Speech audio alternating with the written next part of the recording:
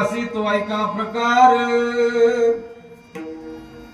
आवडे देवासी तो ऐका प्रकार नामाचा उच्चार रात्रंदिस तुळसी माळ गळा गोपी चंदन टिळा हृदयी कळवळा वैष्णवांचा आषाढी कार्तिकी पंढरीची वारी साधन निर्धारी आन नाही आवडी देवासी तो ऐका प्रकार नामाचा उच्चार रात्रंदिस एका जनार्दनी ऐसा ज्याचा नेम एका जनार्दनी ऐसा ज्याचा नेम तो देवा परम पूज्य जगी आवडे देवासी तो ऐका प्रकार नामाचा उच्चार रात्रंदिस पांडुरंगा करू पांडुरंगा करू पांडुरंगा करू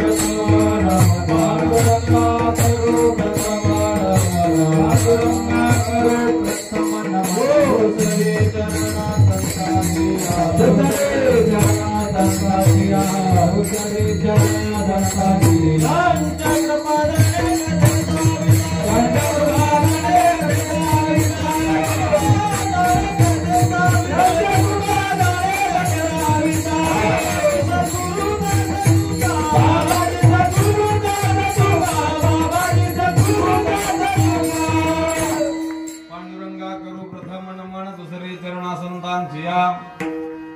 बहुत थोडा बेस द्या कमी झाला पादानी कथेचा विस्तारू बाबाजी सद्गुरु दास तुका ओम नमो ज्ञानेश्वरा करुणा करा दयाळा तुमचा अनुग्रह लाधलो पावन झालो चराचरी मी कळा कुसरे काहीच नेने बोलतो वचने अति भाविका तुमचा अनुग्रह लाधलो पावन झालो चराचरी एका जनार्दनी तुमचा दास एका जनार्दनी तुमचा दास त्याची आस पुरवावी तुमचा अनुग्रह लाधलो पावन झालो चराचरी शरण शरण एकनाथा पायी माता देवीला पायी माता देवीला पायी माता देवीला शरण शरण एकनाथा पायी माता देवीला पायी माता देवीला पायी माता देवीला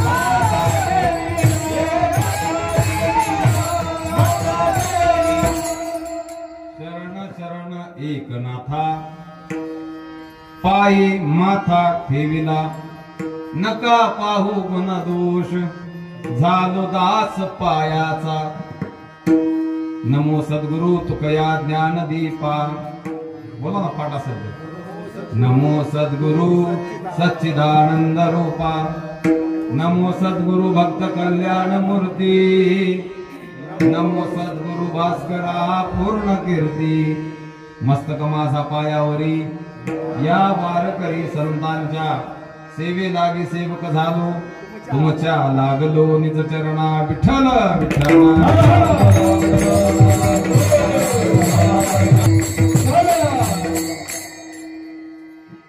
आवडी देवासी चा उच्चार रात्रंदिस प्रस्तुत प्राप्त प्रसंगी प्राप्त समयी कीर्तन रूपी सेवेसाठी गायलेला अभंग श्रीमंत,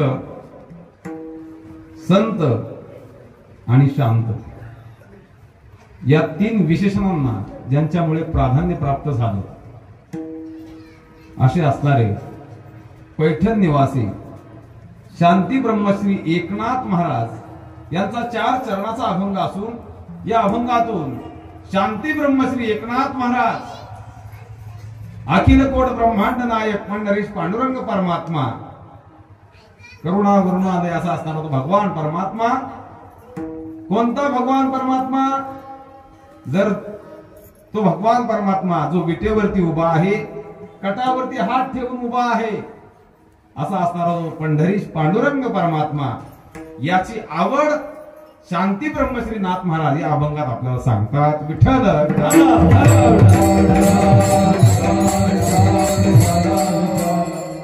सेवेला सुरुवात करण्यापूर्वी अल्पसा परिचय परिहार तो असा की सालाबाद प्रमाणे याही वर्षी आदर्श गाव आपलं सणसवाडी या गावात याही वर्षी अत्यंत सुंदर असा देखणा अखंड आरणम सप्ताह सर्व ग्रामस्थांच्या वतीने आयोजित करण्यात आला आणि त्या निमित्तानं मला या ठिकाणी आपल्या सर्व सप्ताह कमिटीच्या वतीने आमंत्रित करण्यात आलं.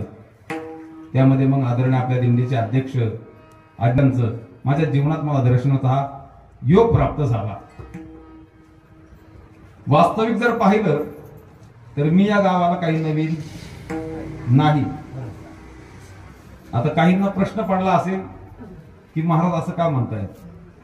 आता थोडासा माझाही परिचय देतो.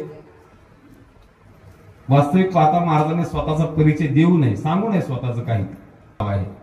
मग सर्वच माझे या ठिकाणी आता मामा आहेत. त्यामध्ये आमचे आदरणीय गाडे मामा बाळासाहेबजी गाडे, एकनाथजी गाडे आपण म्हणतो त्यांना, आपल्या भैरवनाथ देवस्थानचे पुजारी आहेत, पांडुरंगाचे पुजारी आहेत. ते माझे मामाडी ग्रामस्थ जे प्रेम आम्हाला वारंवार देतात, हे प्रेम काही आगळं आणि वेगळं आहे.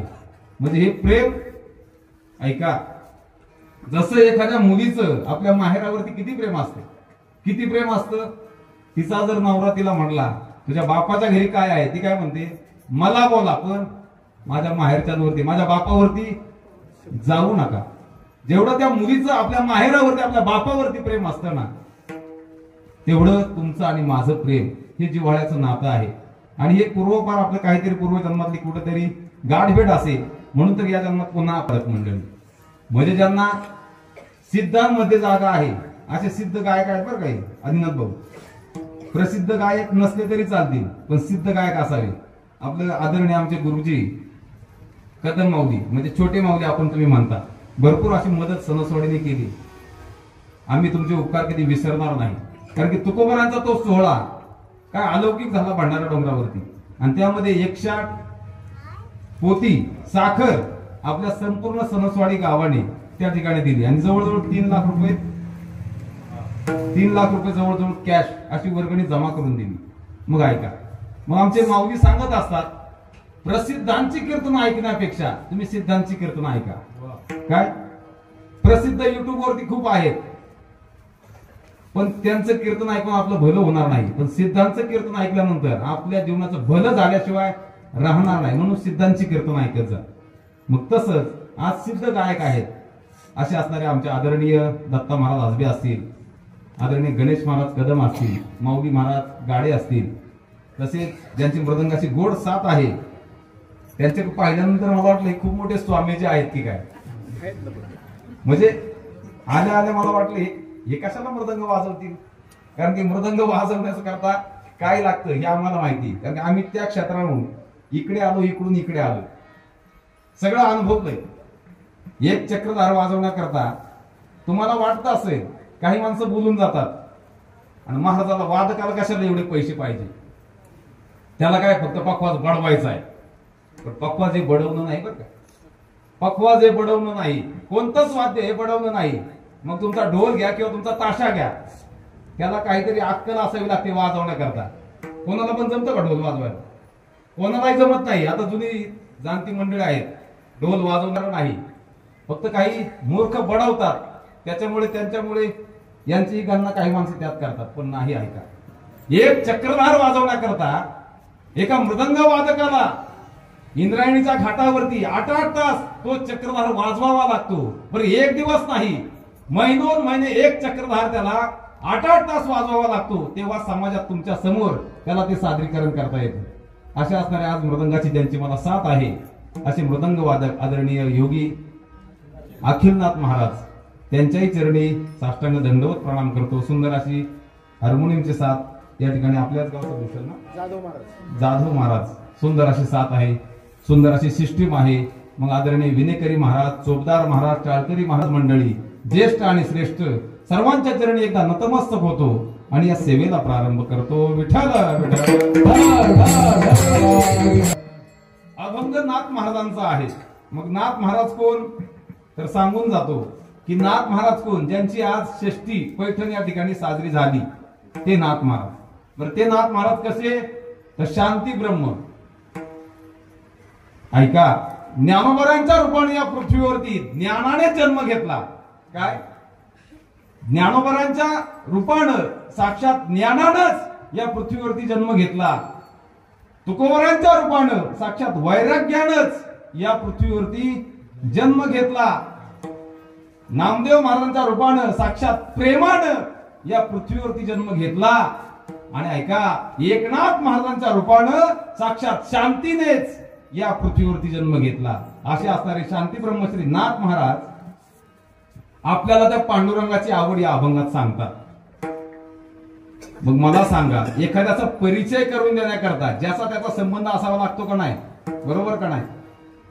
आता तुम्हाला माझा परिचय आहे आणि मला तुमचा परिचय आहे म्हणून मी बोलून गेलो ना की तुमच्या गावाचं काय योगदान संप्रदायामध्ये आहे.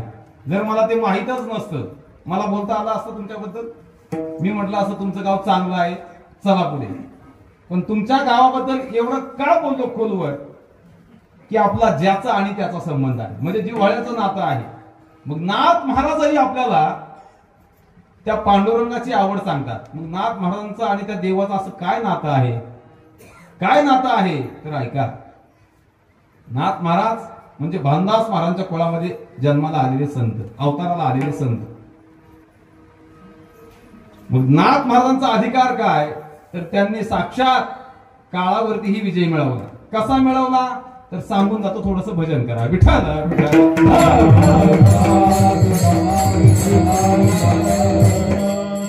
नाथ महाराजांचं जीवन इतकं शांत होतं की गावातील काही चांगडांनी त्यांना राग आणण्याकरता प्रयत्न केले. काय केलं तर एका यवनाला सांगितलं, काय अरे बाबा, आमच्या गावातील जो नाथ आहे ना तो शांतीचा पुतळा आहे अशी त्याची चर्चा आहे. मग त्या नाथाची शांती एकदा भंग करून दाखवतोस का? पैंज लाव. तो यवनही म्हटला, पैंज काय, त्या नाथाला राग आणला नाही ना तर गावात मी राहणार नाही, त्या नाथाला मी रागच आणून दाखवतो. म्हणून नाथ महाराजांचा रोजचा नित्य नेम काय, गोदावरी मैयाच्या पात्रामध्ये जायचं, स्नान करायचं. किती वाजता? 10 वाजता. तुमच्या आमच्या सारखं आपण सूर्यवंशी आहोत, बरोबर ना कांचन मामा? आपण सूर्यवंशी आहोत. सूर्य उगवल्यानंतर आपली, बरोबर ना? पण ऐका, खरं आपलं शास्त्र सांगून जातं सूर्योदयापूर्वी स्नान करावं. मग स्नानाचे तुम्हाला प्रकार सांगून जातो. 3 ते 4 हे संतांचं स्नान आहे. काय? 3 ते 4 हे संतांचं स्नान आहे, योगी लोकांचं स्नान आहे, साधूंचं स्नान आहे. 4 ते 5 हे देवाचं स्नान आहे. 5 ते 6 हे माणसांचं स्नान आहे आणि 6 ते 10 हे राक्षसांचं स्नान आहे. 6 ते 10 हे राक्षसांचं स्नान आहे. मग आपण कशात मोडतोय? घरी जाऊन विचार करा. विठ्ठल विठ्ठल.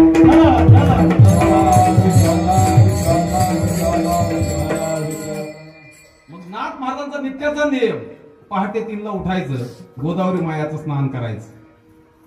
नदीवरती स्नान केल्यानंतर त्या ठिकाणाहून निघायचं आणि देवाची पूजा करण्याकरता. पण एक दिवस असा प्रसंग नाथ महाराजांच्या जीवनामध्ये आला. त्या नदीच्याच कडाला, त्या घाटावरती एक यवन बाजूला बसला होता. नाथ महाराज स्नान करून यायचे आणि त्या यवनाने पैंजेचा विडा उचलला होता. कशाचा? पैंजेचा. की त्या नाथाला मी राग आणणारच.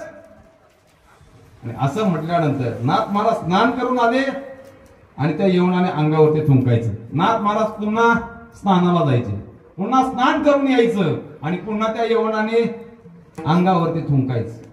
जवळजवळ असं 108 वेळा झालं, पण नाथ महाराज त्याला काही बोलले नाही. का? तर साक्षात शांतीनेच नाथ महाराजांच्या रूपाने जन्म घेतला होता. ऐका, पण संतांचा उपकार हा उपकारावरतीच होतो असं नाही, तर संतांचा उपकार हा अपकारावरती होतो. त्या काय केलं नाथ महाराजांनी? प्रसाद देवनी होता केला, प्रसाद देव होता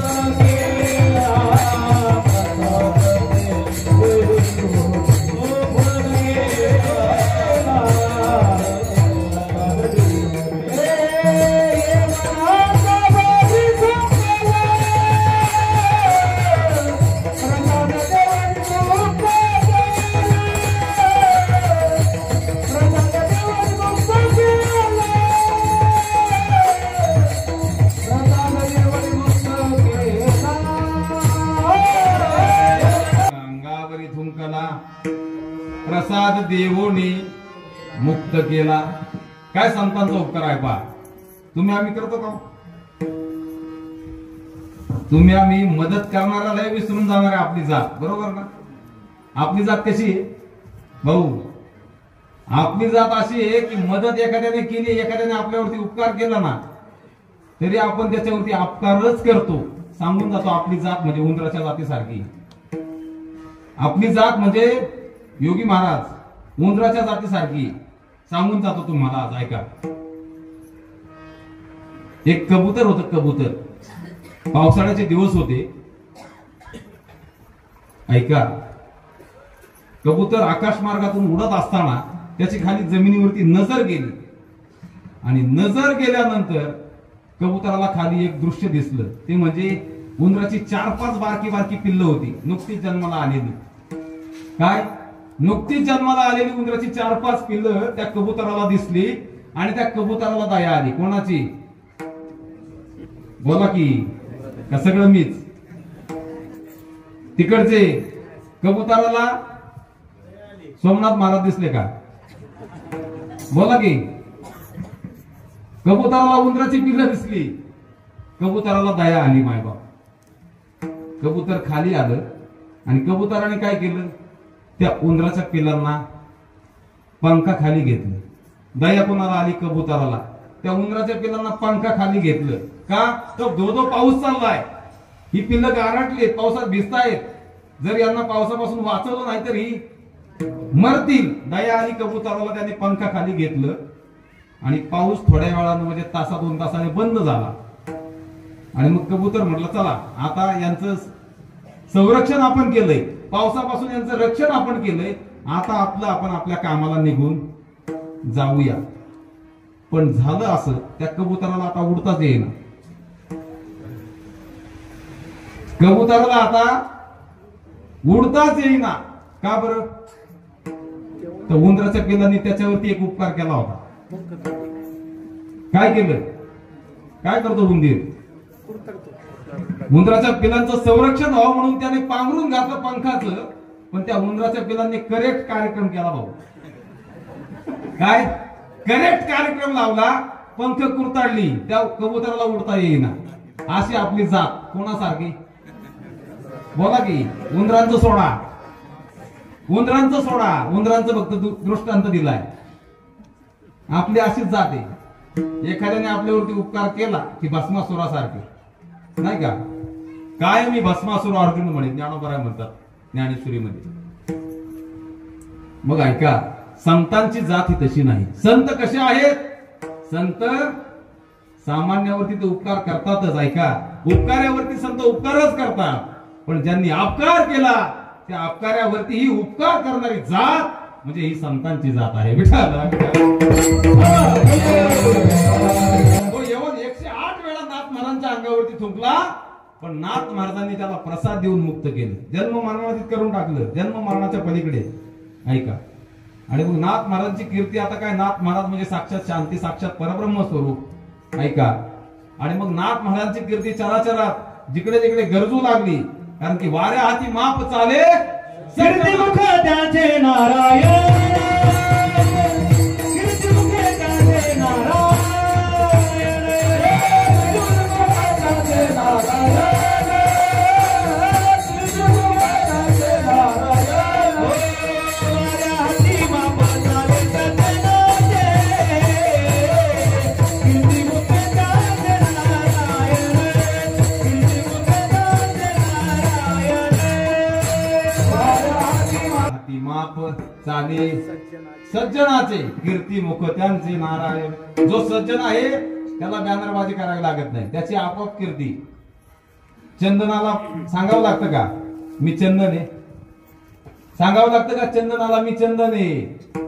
त्याचा सुगंधच आपोआप दरवळतो आणि आपोआप त्या ठिकाणी जाणारी माणसं त्याला शोधत शोधत त्याच्या जवळ जातात. ऐका. मग तसं नाथ महाराजांची कीर्ती संपूर्ण त्रिभुवनात पसरली आणि मग काही लोकांच्या पोटात गोळा उठला. काही लोकांच्या पोटात गोळा उठला. गोळा उठायला सगळ्यात पहिलं कारण म्हणजे भावकी. बरोबर आहे का? बरोबर आहे. इथलं नाही सांगत, पुढचं आमच्या इकडचं सांगतो नाही का? इथलं सांगितलं मला जायचंय अजून. नाथ महाराजांची कीर्ती वाढली आणि गोळा उठला कोणाच्या पोटात? भावकीच्या. अरे आम्ही पण ब्राह्मण आहोत, पण आमची कीर्ती कुठे नाही आणि याची कीर्ती चराचरात कुठे जाईल तिकडे एकच, नाथ महाराज, नाथ महाराज, नाथ महाराज, नाथ महाराज. मग नाथ महाराज हे सामान्य नव्हते. मी विशेषण लावून गेलो ना, म्हणजे ती विशेषण मी लावली असं नाही, ती पहिलीच त्यांना आहेत. त्यांच्यामुळे तर त्या विशेषणांना प्राधान्य प्राप्त झालं. श्रीमंत, संत आणि शांत. श्रीमंत किती सांगून जातो. आज षष्टीचे म्हटल्यावर सगळं षष्टीवरच बोललं पाहिजे. पर्व काळाची सेवा आहे, नियमाची सेवा आहे. मग नाथ महाराज श्रीमंत एवढे होते, फक्त ती अपेक्षा माझ्याकडून करू नका बरं का. सांगतो तुम्हाला, नाथ महाराजांच्या घरी रोज भागवताचं कथा सत्संग व्हायचा. रोज प्रत्येक ग्रंथाचं, वेगवेगळ्या ग्रंथाचं दिवसभर सत्संग व्हायचा. बरं, सत्संग भागवत संपलं सायंकाळी 5 वाजता की जो जो भाविक त्या भागवत कथा श्रवणाला आलाय त्याला 2 किलो डाळ आणि 1 गुळाची ढेप. कोण द्यायचं? नाथ महाराज. माझ्याकडे नका बघू, माझ्याकडे मी द्यायला नाही. मी कशाला आलोय? मी द्यायला नाही. मी ऐका, नाथ महाराज रोजच्या भाविकाला रोज डाळ आणि गुळ जो येईल त्याला द्यायचे. बरं, पुरणपोळीचा नैवेद्य देवाला रोज. सामान्य आहे का? त्यांच्या घरी चोर आले, 24 चोरांनी पोतीच्या पोत सोनं भरलं. किती चोरांनी? 24 चोर आले. सांगतात आमचे ज्येष्ठ गुरुवर्य मंडळी, 24 चोर आले, त्यांनी पोतीच्या पोत सोनं भरलं. ऐका, मग पहिल्या चोराला दुसऱ्याने उचलून दिलं, दुसऱ्याला बोला की तिसऱ्याला, चौथ्याला, 5व्याला, असं पाहता पाहता 23व्याला 24व्यांनी काय उचलून दिलं? सरपणाचं. सरपण दिलं का उचलून? मग सोन्याचं पोत, सोन्याचं, त्याच्यात सोनं भरून त्यांनी चोरी करून निघाले होते. मग सोनं टाकलं, पण 24व्याला आता उचलून द्यायला कोण नाही. तो म्हटला, अरे मला हे उचलून देणार कोण? तेवढ्यात नाथ महाराजांना जाग आली. नाथ महाराज आले आणि म्हटले, मी उचलून देतो, काही काळजी करू नको, दर समोरून मी खालून धरतो. आणि दिलं डोक्यावर उचलून, म्हणले जा. आणि दुसऱ्या दिवशी त्यांचा जो कारकून होता, हिशोबनीस होता, त्याला विचारलं, बाबा काल रात्री चोर आपल्या घरी आले होते, किती ऐवज लुटून नेला? तर ते म्हणले, 1 दिवसाला आपला जेवढा खर्च होतो ना तेवढा ऐवज फक्त आपला गेला. म्हणजे किती श्रीमंती. ऐका, असे नाथ महाराज श्रीमंत. मग त्यांची कीर्ती चराचरात पसरली आणि भावकीच्या पोटात गोळा आला. म्हणून शहाण्याने वागायचं असेल ना, गावकी आणि भावकी पासून जपून वागायचं, जपून राहायचं. गावकी आणि भावकी. तुम्ही गावासाठी कितीही केलं, लोक काय म्हणतात? लोक नावच ठेवतात. एखाद्याने चांगलं जरी केलं, गावात लाइटिंगची व्यवस्था केली, गावात आता हे चांगले ब्लॉकेज टाकले, ग्रामपंचायतचा चांगला विकास गावचा केला, तरी बोलणारे काय म्हणतात? बोलणारे काय म्हणतात? त्यांनी पैसे काढले असते असे म्हणणारे असतात. इथलं नाही सांगत बरं का.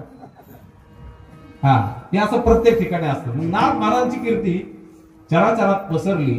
ऐका, आणि नाथ महाराजांची कीर्ती पसरल्यामुळे मग त्यांचीच बदनामी करण्याकरता त्यांची भावकी पुढे आली. त्या नाथाकडे काही जाऊ नका, तो नाथ काही शहाणा नाही, नाथ हे नाही ते नाही, नाथ महाराजांना नावं ठेवू लागले. आणि मग शेवटी नाथ महाराज म्हटले की आता आपलं कार्य झालंय, मग शहाण्या माणसाने कार्य झाल्यानंतर जास्त दिवस इथे राहू नाही. आमचे आदरणीय वैकुंठवासी विठ्ठल महाराज भुले बाबा आम्हाला पाठामध्ये सांगायचं, शहाण्या माणसानं काम झाल्यानंतर जास्त दिवस इथे राहू नये. शहाण्या माणसानं काम झालं की आल्या पावले आपण निघून जावं. कोण सांगायचं? आमचे बाबा. मग तसं नाथ महाराजांनी विचार केला की आता आपलं कार्य झालंय, आता ही भावकी आपल्याला नीट जगून देणार कोण?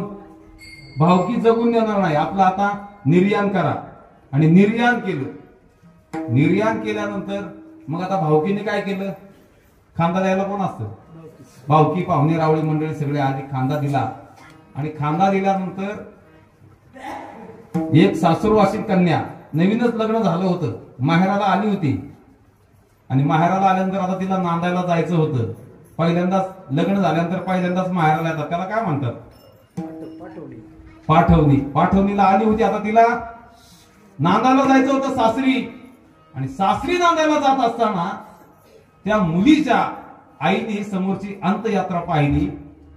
आणि त्या आईच्या मनात प्रश्न निर्माण झाला, या बाबाला मारायला आजच वेळ मिळाला का? माझी मुलगी नांदायला चालली आणि याला मारायला आजच वेळ मिळाला का? हे शब्द नाथ महाराजांच्या कानावरती पडले. पाहता काय माझ्याकडे? त्या ताटीवरती नाथ महाराज उठून बसले आणि खांदेकरांना सांगितलं, खाली ठेवा. त्या आई साहेबांजवळ नाथ महाराज जात आहेत आणि म्हणतात, माते तुझ्या मुलीला व्यवस्थित सासरी नांदायला पाठव, मी माझा उद्या जाईल. काय असं होतं का आपल्या गावात? कधी सणसवडीत होतं का? जर यादा कदाचित झालं, ज्यांनी खांदा दिलाय आणि ज्याला खांदा दिलाय तो जर उठला कशावरती? त्या ताटीवरती. मामा, तो जर ताटीवरती उठला काय होईल? त्याला जाग्यावर टाकतील. तो तसा गेला नसेल पण त्या यांनी सोडल्यानंतर जाईल. ऐका, म्हणजे नाथ महाराजांच्या जीवनामध्ये नाथ महाराजांनी काळावरती विजय मिळवला. आपल्या गावातलं जाऊ द्या, संतांचं चरित्र बाकीची गोड आहे. त्या माता माऊलीला नाथ महाराजांनी सांगितलं, मी माझा उद्या जाईल, आज तुझ्या मुलीला आनंदाने नांदायला पाठव. काही दिवस जाऊन दिले आणि पुन्हा नाथ महाराजांनी आता ठरवलं की भावकी आपल्याला आता काही जगून देत नाही, सारखी बदनामी चालूच आहे. या भावकीच्या विरोधात आपण खूप कार्य केलंय, म्हणून भावकी आपल्याला सुधरून देणार नाही, जगून देणार नाही, मोकळा श्वास घेऊन देणार नाही. म्हणून नाथ महाराजांनी निर्याण केलं. निर्याण केल्यानंतर पुन्हा भावकीला कधी यावं लागलं ना. भावकीने मग पुन्हा खांदा दिला, रडायचं ढोंग केलं. कसं? तर सासूसाठी रडेसून भाव अंतरीचा भिन्न या न्यायानं. आणि मग भावकीने खांदा दिल्यानंतर भावकी म्हणायला लागली, पाहिलं ना, आयुष्यभर आमच्या विरोधात काम केलं. काय? आयुष्यभर आमच्या विरोधात काम केलं, पण शेवटी बोला की शेवटी काय?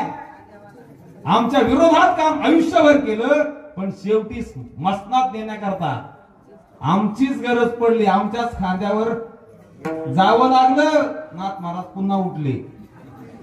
भावकीला म्हटले, भाऊबंधांनो, सप्रेम जे आली खाली ठेवा. त्यांनाही नमस्कार करून सांगितलं, मी माझा निवांत आणि एकटा जाईल, आता तुम्हाला त्रास देणार नाही. आणि मग काही दिवस जाऊन दिले. आणि ही आज फाल्गुन वद्य षष्ठी, या षष्ठीला नाथ महाराजांनी निर्याण केलं. कसं केलं? तर आपला देह ठेवला नाही, आपला देह त्या गोदावरी मैयाच्या पात्रामध्ये जलस्वरूप करून टाकला. आणि नाथ महाराजांनी आजच्या दिवशी जलसमाधी त्या पैठण क्षेत्रामध्ये घेतली. तो आजचा हा पवित्र दिवस. विठ्ठल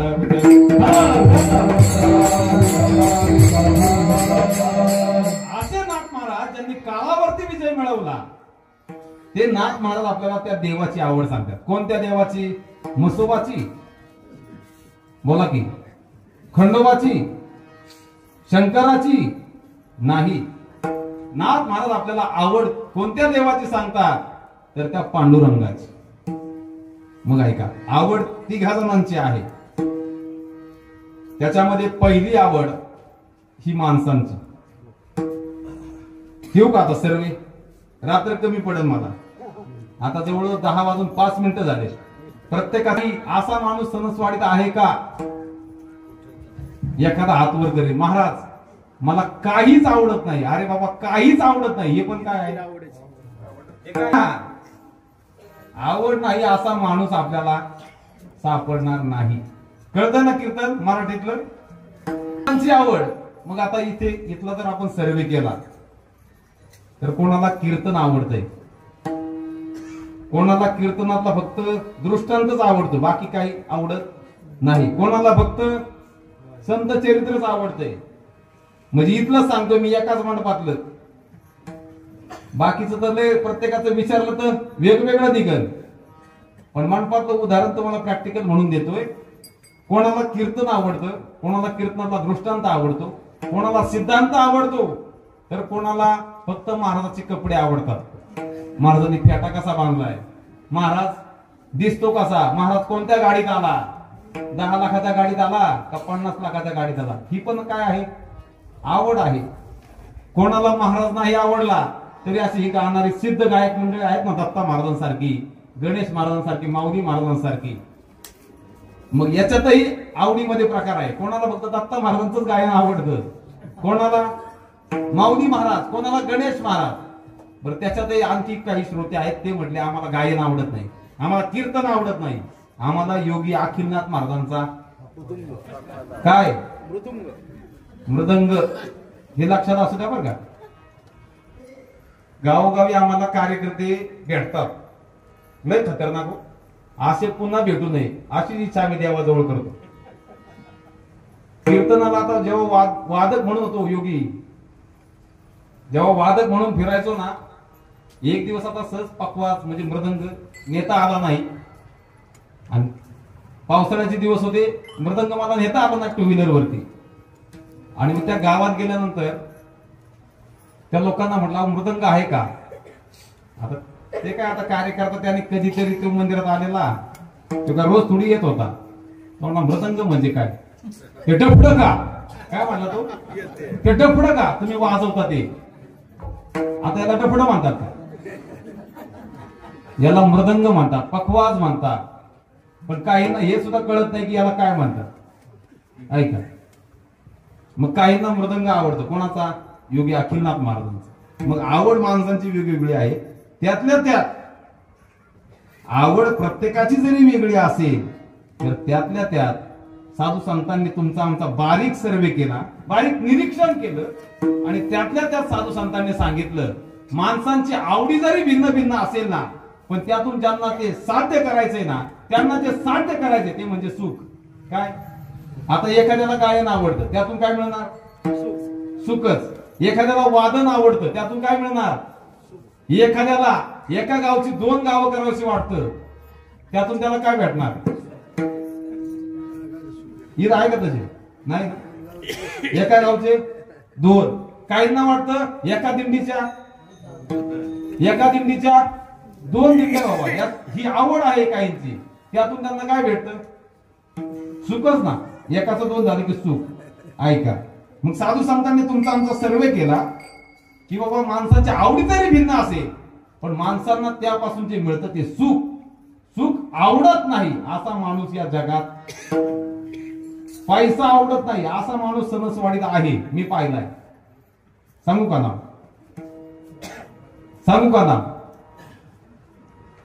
मला माहित नाही.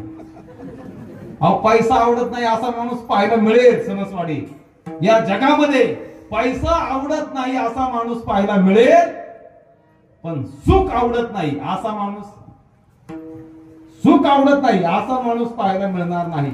महाभारतामध्ये होती एक माता, त्या मातेचं नाव कुंती माता. ती म्हटली देवाला मला सुख देऊ नको देवा, मला दुःख दे. का तर दुःखामध्ये फक्त तुझं स्मरण होतं म्हणून. ऐका, पण आज माणसाच्या आवडी भिन्न आहेत, पण त्यापासून जे साध्य त्यांना करायचे ते म्हणजे सुख आहे. सुख आवडत नाही असा माणूस या त्रिभुवनात नाही. मग ऐका, माणसांची आवड सुख आहे. माणसांच्या आवडी भरपूर आहे, पण सांगण्यात मजा नाही. त्या मिथ्या आवडी. कोणाला वाटतं याचा बांध करावा, कोणाला वाटतं याच्या घरात भांडणं लावावी, कोणाला वाटतं याच्या पोराचं वाटुळं करावं, याच्या मुलीचं वाटुळं करावं. मग असे आहेत ना काही, या आवडी आहेत काहींच्या, पण ह्या आवडी काही उपयोगाच्या नाही. मग ह्या माणसांच्या आवडी सोडा. दुसरी आवड मला तुम्हाला सांगायची, संतांची आवड. संतांना काय आवडतं? आवडे हे रूप तुझी रे करुणा, आवडे हे रूप तुझी रे करुणा, आवडे हे रूप तुझी रे करुणा, आवडे हे रूप तुझी रे करुणा, हाताने जाना तू गावले, महातारा जाना तू गावले, आता तुझी पुरे ऐसा चित्रा है, आता तुझी पुरे ऐसा चित्रा है. एकदम पोषक प्रमाण. संतांना काय आवडतं? तुकोबरा म्हणतात, आवडे हे रूप गुजेरे सगुण, पाहता लोचन सुखावली. काकड्याची ही मालिका आहे, किती गोड. या प्रत्येक अभंगात पहा, तुकोबाऱ्यांनी देवाशिवाय काहीच गायलं नाही. ही संतांची आवड आहे. मग संत आणि माणूस यातला फरक जर तुम्हाला कोणी विचारला, संत कोणाला म्हणायचं आणि माणूस कोणाला म्हणायचं, जास्त डोकं लावायची काही गरज नाही. एका शब्दात तुम्हाला संत आणि माणसातली व्याख्या स्पष्ट करून देतो. थोडस भजन करा. विठ्ठल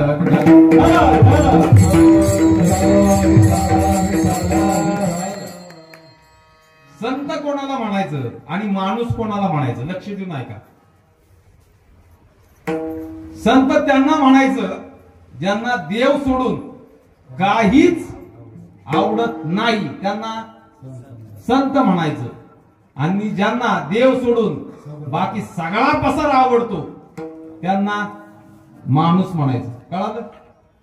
मग आपण कशात मोडतोय? माणसांमध्ये. कारण की आपल्याला देव आवडतच नाही.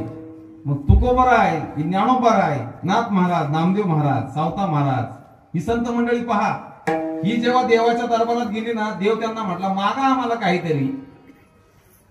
तर संतांनी देवाला देवच मागितला, दुसरं मागितलं नाही. मग असे अनेक अभंग आहेत. तुकोबरा म्हणतात, हेची दान देगा देवा, तुझा विसर न व्हावा, गुण गाई नावडी हीच माझी सर्व तुझी. हीच माझी आवड आहे देवा, दुसरं काही नाही. मनसी काही मागा, हेची देगा पांडुरंगा. देवा द्यायचंय ना तर तुझी सेवा दे, दुसरं काही नको. काकड्याची ही मालिका किती गोड आहे पहा. तुकोबरा आहे, या संपूर्ण मालिकेमध्ये फक्त देवच मागतात, बाकी काही नाही. सुंदर ते ध्यान उभे विटेवरी, करकटावरी ठेवूनिया, तुळशी हार गळा कासे पितांबर, आवड निरंतर हेची ध्यान. सदा माझे डोळे जडू तुझे मूर्ती, रखुमाईच्या पती सोयरिया सोयरिया. आवडे रूप गोजिरे सगुण, पाहता लोचन सुखावले. आता दृष्टी पुढे ऐसाची तुरा आहे, जो मी तुझ पाहे पांडुरंगा. पाहता श्रीमुख सुखावले सुख, डोळ्याची भूक नवते माझा, डोळ्याची भूक नवते माझा. जिभे बुडती ना अक्षरांचा रसा, हे मुखे तुझे वर्णी गुणनाम, त्याची माझ प्रेमा दे देवा. डोळे भरून पाहिलं तुझे मुख, हे माझ सुख, हे करुणिया पाहिन तुझे मुखा तेची मत सुख दे देवा नको ब्रह्मज्ञान आत्मस्थिती भाव मी भक्त तू देव ऐसे करी मी भक्त तू देव दारी रूप मज गोपिकार म्हणा देवीना चरणावरी मना देवीना चरणा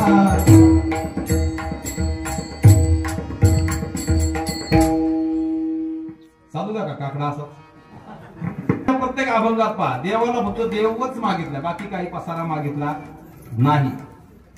सदा माझे डोळे कोणाची मूर्ती सोमनाथ महाराजांची नाही पांडुरंगाची. आवड हे रूप कोणतं रूप देवाचं पाहता श्रीमुख. आता जनी दृष्टी लागू अभंग मी सोडला का सोडला जाणून बुजून सोडला कारण की तो तुकोबारांचा नाही म्हणून नामा म्हणीची व्यक्ती हा म्हणून नामदेव महाराजांचा होता ना तुम्ही म्हणायचे तुकोबाराम महाराजांनी कधी म्हटला पण तो आहे त्या पूजेच्या ओळीतला अभंग आहे पण मी सोडला तुकोबारांचं उदाहरण देत होतो म्हणून. तुकोबारांनी देवाजवळ देवच मागितला ही संतांची आवड. आणखी माझ्या ज्ञानोबारांची आवड जर पाहिली तर ज्ञानोबारा म्हणतात तुझी आन वाहिन गा देवराया बहु आवडसी जीवा पासोनिया. ऐका कानडिया रे विठोबा कानडिया बहु आवडसी जीवा पासोनिया. आणखी ज्ञानोबारांना काय आवडतं तर ज्ञानोबारा म्हणतात माझ्या जेवेचे आवडे माझ्या जेवेचे माझ्या जेवेचे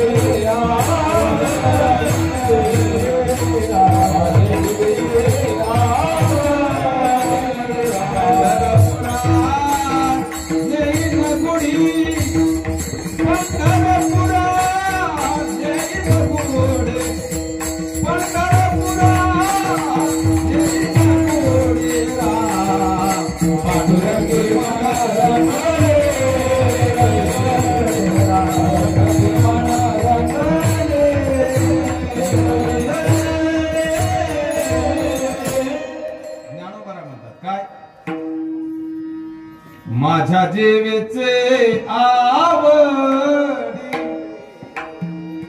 पंढरपुरा नेईन गुढी पंढरपुरा नेईन गुढी राम पांडुरंगी मन रंगले पांडुरंगी मन रंगले.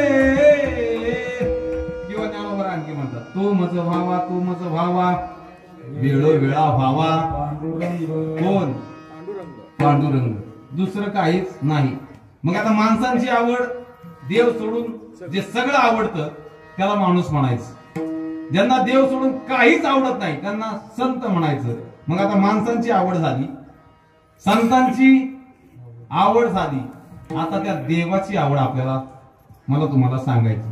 काय आवडतं त्या देवाला तर त्या देवाला जो भाविक रात्रंदिवस त्याचा नामाचा उच्चार जो करतो ना तोच भाविक त्या देवाला आवडतो. हे नाथ माझा अभंगाच्या पहिल्या चरणात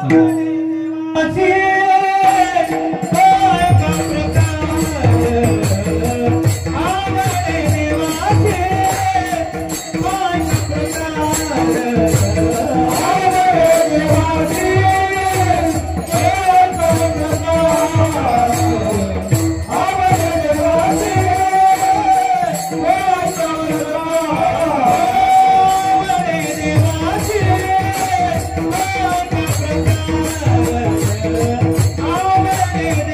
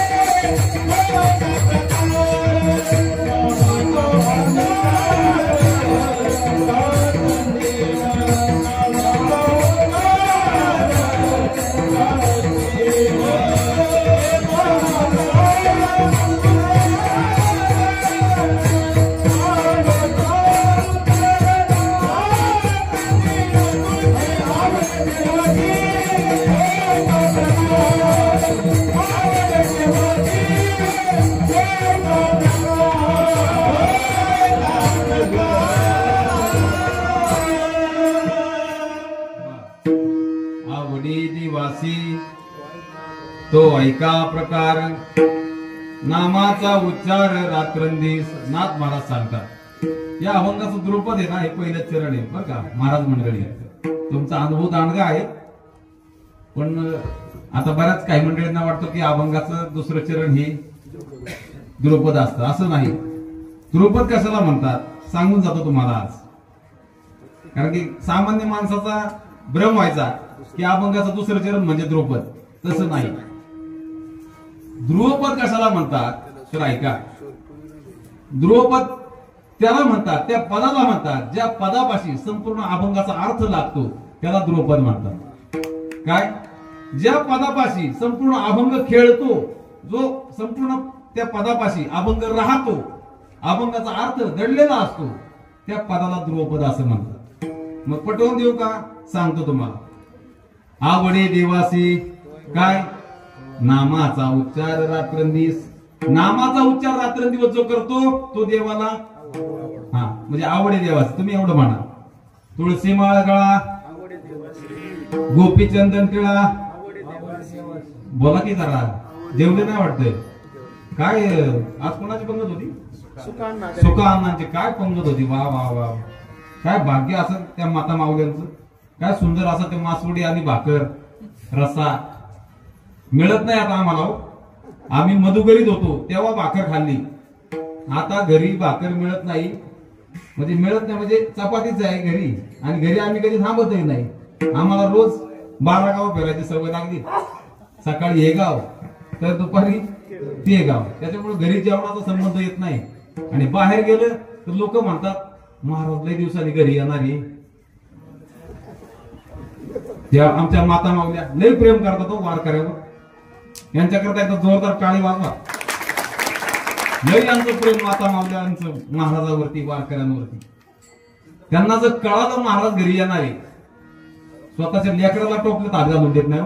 महाराज येणारे कारण थांब, महाराजाकरता स्वयंपाक केलाय. ऐका मग किती जीव तुमचा महाराजांवरती, वारकऱ्यांवरती. ऐका आज काय ते सुकांनांची पंगत सुंदर असा स्वयंपाक तो देत गेली अनेक वर्ष. किती वर्षापासून आहे? भाकरच, दुसरं आम्ही बनवणारच नाही. हे त्याचं ताव मारला सगळ्या वारकऱ्यांनी. आमचे बालगोपाळ मंडळी चोरून आणली भाकर. ऐका मग सुंदर असं नियोजन, सुंदर असं आयोजन. ऐका आपला विषय चालला होता काय? आवडे. आवडे देवासी गोपीचंदन टिळा. आवडे देवासी हृदय कळवळा वैष्णवांचा. आषाढी कार्तिकी पंढरीची वारी साधन निर्धारी आन नाही. आणि एका जनार्दनी ऐसा ज्याचा नेम आवडे देवासी. म्हणजे या चरणापाशी संपूर्ण अभंग जडलेला आहे, अभंग अडकलेला आहे. त्याला द्रुपद म्हणतात. विठ्ठल आपल्याला त्या देवाची आवड सांगतात. पहिली आवड काय? नामाचा उच्चार रात्रंदिवस. मग त्याच्यात अशा आवडी अनेक आहेत. मग ज्ञानोबारांनी त्याची एक आवड सांगितली. काय? ज्ञानेश्वरीमध्ये जे प्राणा परवते मज आवडती निरुते जे भक्त चरित्राते प्रशंसती. भगवान परमात्मा गीतेमध्ये अर्जुनाला सांगतात. त्याचा अनुवाद करताना ज्ञानोबा म्हणतात, अर्जुना अरे जे माझ्या भक्तांच्या चरित्राचं कथन करतात, वक्तव्य करतात, अनुवाद करतात, माझ्या भक्तांचं चरित्र गातात, ते मला प्राणापेक्षा प्रिय आहे. ते मला खूप आवडतात. ऐका मग देवाच्या अनेक आवडी आहेत. त्यामध्ये नाथ महाराजांनी पहिली आवड आपल्याला सांगितली. काय? नामाचा उच्चार रात्रंदिवस. मग आता नामाचा उच्चार रात्रंदिवस कुणी केला? तुम्ही आम्ही करतोय का रात्रंदिवस? रात्रंदिवस नाही. आपला नामाचा उच्चार कधी मधी कसा आहे? कधी मधी सवडीनुसार. सिजनेबल भक्ती आपली कशी सिजनेबल. वारी आली आता आपली दिंडी आहे किती 115 नंबर 125. हा जोपर्यंत आपली दिंडी पाठच्या पुढे जात नाही ना तोपर्यंत दिंडीवाल्यांना लई त्रास हो. कशाचा येतात हौसे वारकरी येतात. हौसे ते वारकरी येतात गळ्यात माळ नाही काय नाही. वारीचा ट्रेंड आहे म्हणून नऊवारी साडून एखादी मुलगी येते आणि त्या तुळशीवाली आमची म्हातारी असती माळ असती गळ्यात मोठी नाही का कपाळावर धरून गच्च असं कुंकू असतं तिच्या डोक्यावर तुळस असते आणि ती बिगर माळ घातलेली मुलगी येते नऊवारी साडी घालून आणि कोणाला म्हणते त्या आजीबाईला म्हणते ओ आजी 5 मिनिटं तुळस द्या की काय 5 मिनिटं तुळस द्या की 5 मिनिटं तुळस घेते आणि चलते 5-10 मिनिटं की म्हणते आजी धरा चालली. माणसांचंही तसंच आहे म्हणजे पाठस पर्यंत जास्तपर्यंत नुसती माणसं येतात कशा करता फोटो काढण्याकरता. म्हणजे ही भक्ती कशी यांची सिजनेबल ना. म्हणजे सीझन आता बरं ते झालं दांडियाचा सीझन आला की मग नऊवारी नाही मग घागरा. मग वारीच्या वेळेस एखादा पुरुष असेल तर तो पायजमा नेहरू टोपी घालून पगडी बिगडी घालून येतो गळ्यात माळ नसते. पण एखाद्यानं जर त्याच्याकडे पाहिलं ना एखाद्या ओरिजिनल वार करायला बाजूला लोक त्याचं दर्शन घेतील लोक इतका देखना दिसतो तो. फक्त गळ्यात ईद आहे का बिगर माळ केली माळा घाला माझ्या बाबांनो माळा घाला. आता पुढे मला सांगायचंय तुम्हाला माळ का घालायची ते. मग ऐका सिजनेबल भक्ती करण्यात मजा नाही. कायमस्वरूपी नामाचा उच्चार रात्रंदिवस. मग कुणी केला तर ऐका एक भक्त होऊन गेली त्या भक्ताचं नाव संत जनाबाई महाराज. वयाच्या 7व्या वर्षी आई वडिलांनी पंढरपूरच्या वारीला आणलं.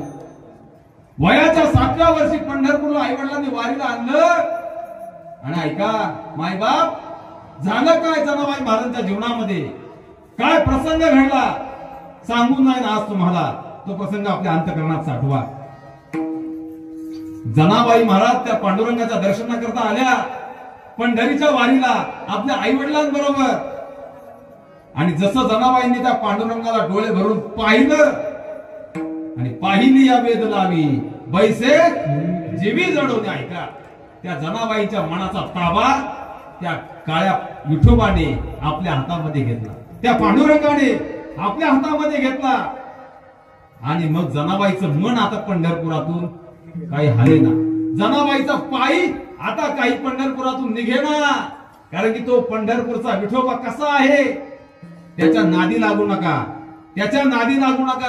माझे तुकोबाराय आपल्याला सांगतात पंढरीचे भूत मोठे आल्या गेल्या झडपी वाटे तेथे जाऊ नका कोणी गेले नाही आले परतुनी बहु केसरीचे रान जाता बेडे होय मन तुका पंढरीची गेला पुन्हा जन्मा नाही आला तेथे जाऊ नका कोणी. तुकोबाराय म्हणतात बाबा नो तुम्ही शहाणे असाल तर त्या पंढरपूरला जाऊ नका का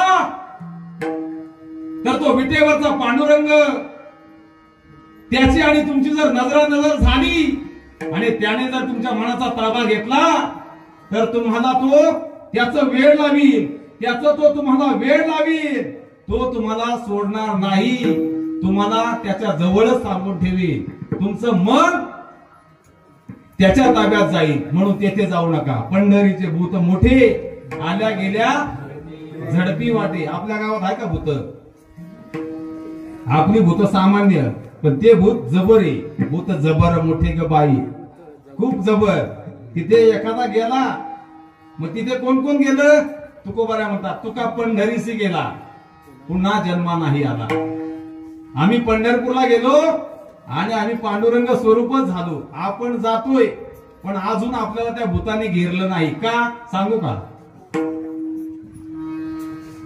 का सांगतो. तुकोबाराय पंढरपूरला गेले त्या भूताने त्यांना झपाटलं. सावता महाराज पंढरपूरला गेले त्या भूताने त्यांना झपाटलं. ज्ञानोबाराय पंढरपूरला गेले त्या भूताने त्यांना झपाटलं. पण तुम्ही आम्ही पंढरपूरला जातोय त्या भूताने आपल्याला अजून झपाटलं नाही का? तर आपण त्या भूतापेक्षा जबरदस्त मोठं भूत म्हणजे आपण आहोत. तो म्हणतोय की आपल्यापेक्षा बेकारी, याच्या नादी नको लागायला. बरोबर ना? कारण की त्याला एकादश कळत नाही, श्रावण कळत नाही, हिंदू धर्मात जन्म झालाय, हिंदू धर्मासारखं जगणं त्याला कळत नाही. म्हणून तो पांडुरंग म्हणला हे बावळा आपल्या कामाचं नाही. हे विचित्र आहे, आपल्यापेक्षा विचित्र आहे. ऐका, मग जनाबाई महाराजांच्या मनाचा ताबा त्या पांडुरंगाने घेतला आणि 7 वर्षाच्या जनाबाई त्यांच्या माता पित्यांना म्हणतात, बाबा आई मला आता गावाला यायचं नाही, मी आता इथेच राहणार. 7 वर्षाची ती बालमूर्ती जनाबाईंची. त्यांची आई त्यांना म्हणते, जना अगं तू मुलगी आहेस, तुला इथे एकटीला कसं सोडू? तुला इथे राहता येणार नाही, एकटी कशी राहशील, कोणाच्या भरोशावरती राहील? जनाबाई महाराजांनी उत्तर दिलं, तो आहे की विटेवरचा पांडुरंग, तो माझा सांभाळ करेल. काय ती श्रद्धा, काय ती निष्ठा. आपण करतो का असं? घालून या भार राहिलो निश्चिंत, निरविले संत विठोबाची, किंवा तुका म्हणे भार घातलिया वरी होईल कैवारी नारायण. तुम्ही त्याच्यावर भार घाला की तो तुमचाही कैवार घेईल, पण आपण त्याच्यावरती मनापासून भार घालत नाही, म्हणून तो आपला कैवार घेत नाही. त्याने भल्या भल्यांचा कैवार घेतला, द्रौपदीचा कैवार घेतला, माझ्या तुकोबारांचा कैवार त्याने घेतला. म्हणून तर तुकोबारांकरता त्याला लोहगावला यावं लागलं. तुकोबारांच्या अंगावरती उकळतं पाणी पडल्यानंतर तुकोबारा म्हणतात, जळे माझी काया लागला वनवा, भावरे केशवा पांडुरंगा. यावं लागलं त्याला, आणि त्याने त्या गरम पाण्यापासून माझ्या तुकोबारांना वाचवलं. का? तर मनापासून त्याच्यावरती भार घातला. मग तसं जनाबाई महाराज म्हणतात, आई अगं माझी काळजी करणारा, माझा सांभाळ करणारा तो आहे की विटेवरचा पांडुरंग. पण आता आईचं अंतकरण आहे कसं हळवं असतं ना. आईचं अंतकरण म्हणजे हळवं अंतकरण. पाण्यातला मासा झोप घेतो कैसा, जावे त्याच्या वंशा तेव्हाकडे. तसं आईचं अंतकरण चाचपड न करता अगोदर माणसाला स्वतः आई व्हावं लागेल, त्याशिवाय आईचं वर्णन आपल्याला करता येणार नाही. ऐसी कळवळ्याची जाती करी लाभाविन प्रीती. आणि तेवढ्यात नामदेव महाराजांचे वडील त्या मंदिरात आले, आणि नामदेव महाराजांच्या वडिलांनी हा प्रसंग पाहिला, दामाजी पंतांनी हा प्रसंग पाहिला. आणि मग दामाजी पंत म्हणतायत, काय म्हणते तुमची मुलगी, रडत आहे, हट्ट करत आहे. तेव्हा जनाबाई महाराजांच्या माता पित्यांनी सांगितलं, आमची ही जना आहे, ही म्हणते आता मला घरी यायचं नाही, मला इथेच राहायचं याच्या दरबारात, पण आता हिने इथं कसं सोडावं? मग दामाजी पंतांनी सांगितलं, माझ्या भरोशावरती सोडा, मी तिचा सांभाळ करतो. माझ्या घरात 14 माणसं आहेत, आणि त्यांच्यानंतर आता ही 15वी ही माझीच मुलगी म्हणून मी हिला सांभाळेल. ऐका, आणि जनाबाई महाराज तिथे राहू लागल्या. पाहता पाहता जनाबाई महाराज मोठ्या झाल्या. मग घरातली सर्व धुनी भांडी कामं काय असेल सर्व सेवा कोणाच्या पदरात? जनाबाई महाराजांच्या. कोणाच्या घरची कामं? तर नामदेव महाराजांच्या घरी. नामदेव महाराजांच्या घरी किती माणसं? 14 माणसं. सुंदर असा अभंग आहे जनाबाई महाराजांचा. गोनाई राजाई दोघी सासू सुना, गोनाई राजाई दोघी सासू सुना, नाम नामचा नावा आपले का. नारा विठा गोंदा मादा हे 4 पुत्र, जन्मले पवित्र त्याचे वंशी. लाडाई गोडाई एसाई साखराई, 4 सुनाबाई नाम याच्या. लिंबाई तिलेकी आऊबाई ती बहिणी, ईडी पिसी जनी नाम याचे.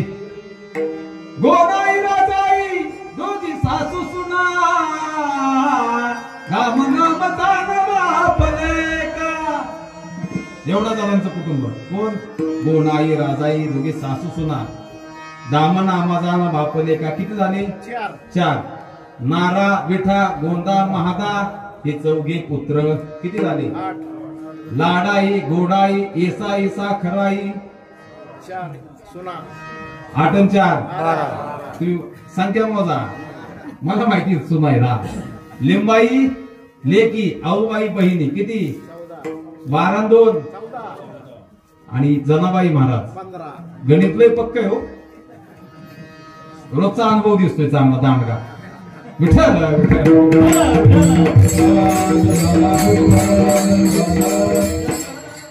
मग जनाबाई महाराजांचं रोज काम कोणतं?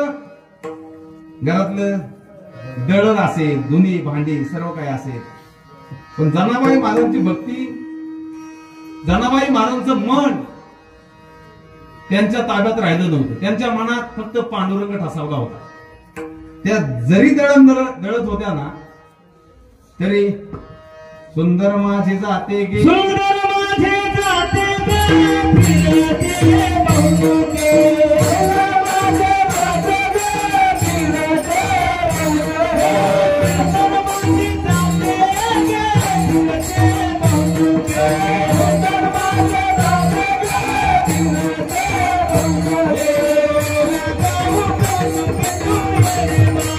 बहुमुखे, गाऊ बहुमुखे तू ये महाविठ्ठला, गाऊ बहुमुखे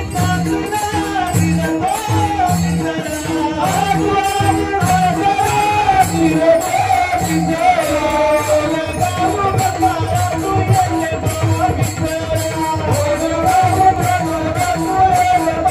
ये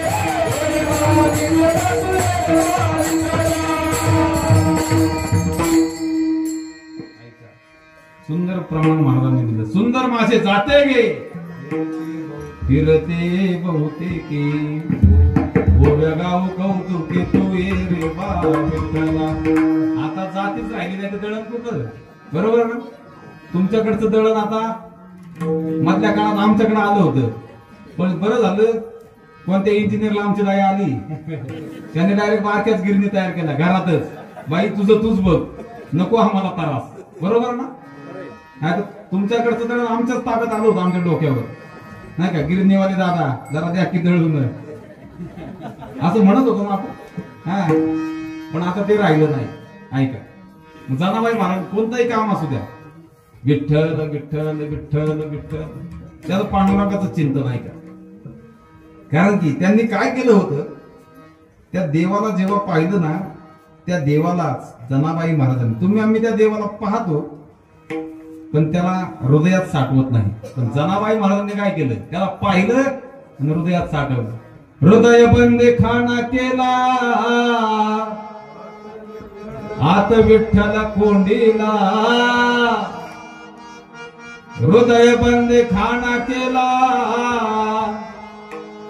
आत विठ्ठल कोंडीला.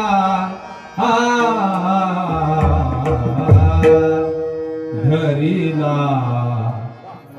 घरीला पंढरीचा चोर, घरीला पंढरीचा चोर, घरीला पंढरीचा चोर.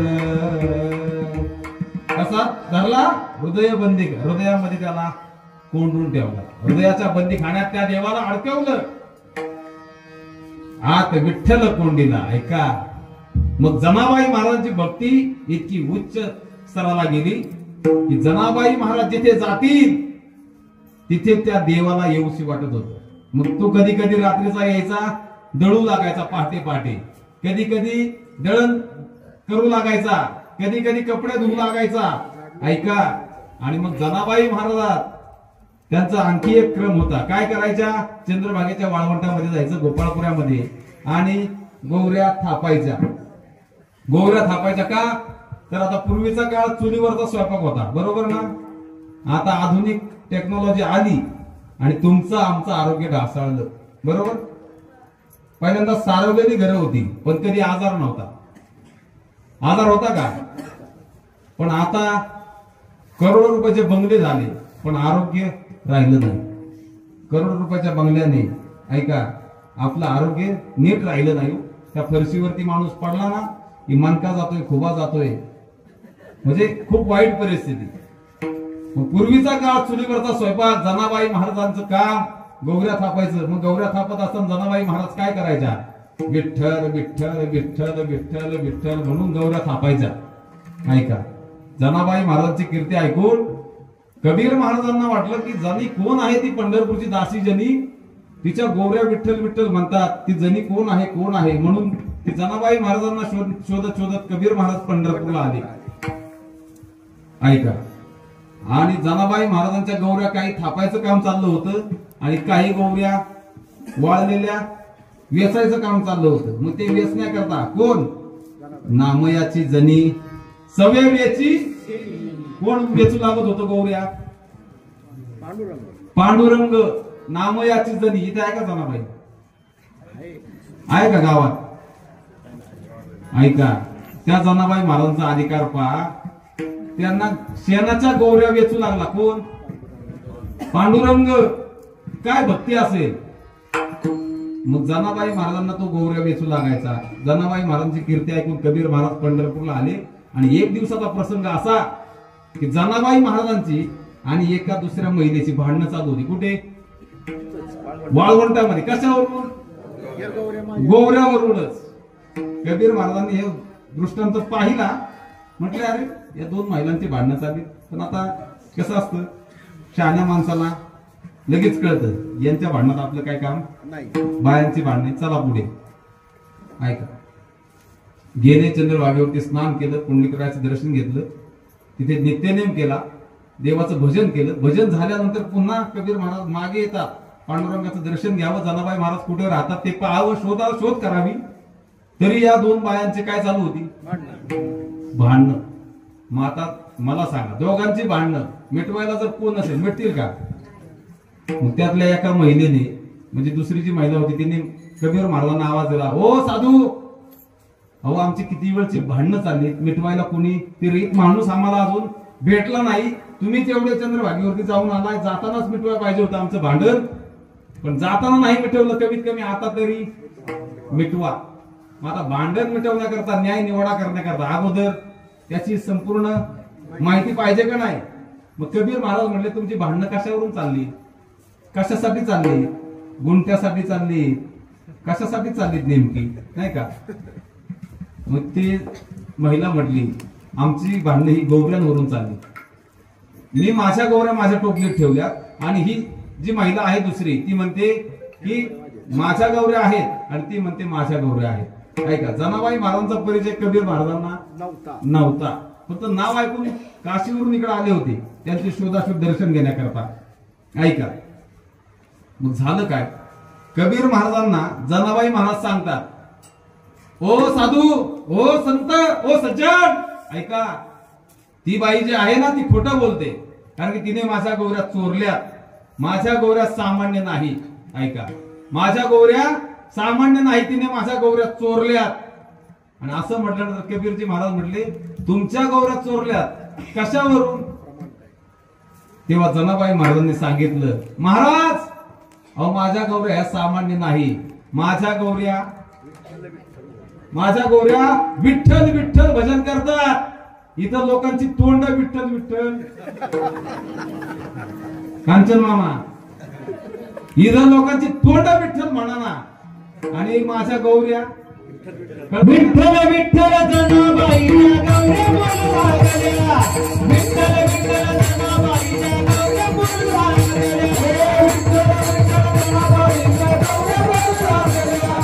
विठ्ठल